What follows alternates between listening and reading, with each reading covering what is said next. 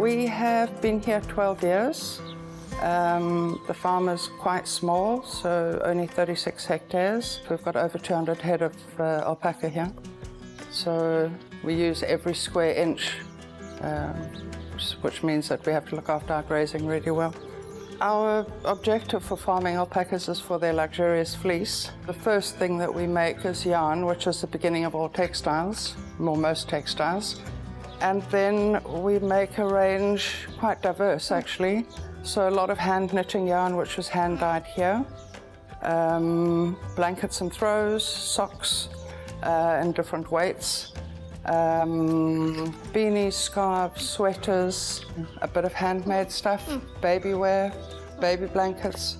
So quite a wide range of really luxurious stuff, kind of slow fashion stuff. It's stuff that will last for a really long time, as opposed to disposable, short-term, cheap and cheerful things.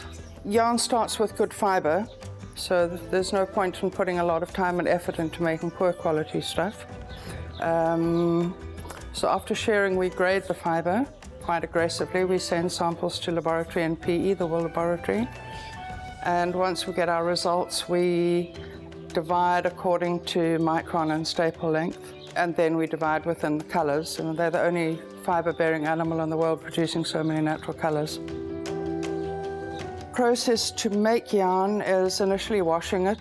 They don't have greasy fibre like merino sheep do, but they are contaminated with vegetable matter and sweat and skin cells. So we wash here on the farm. From there we card it on a very old machine, which actually comes from Italy, very old thing. And we comb it to remove all the shorts and the coarse fibres and bits of vegetable matter. And then multiple processes before spinning. All the processes are done here on the farm, which makes us incredibly unique in that there is no other place that does what we do. We sell product mostly through our own website, so direct sales. We do tours and studio visits here, so we sell direct to the public directly from here. They're actually very planet-friendly, so they have their normal way of being is terribly water-wise and gentle, actually. They're not heavy creatures that compact the earth. They're very careful grazers, so they don't rip the plants, the grasses out by the roots. For us, we didn't want a huge thing, so a small quantity of luxury as opposed to a large quantity of average made quite good sense.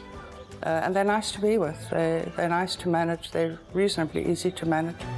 They also make really good pets.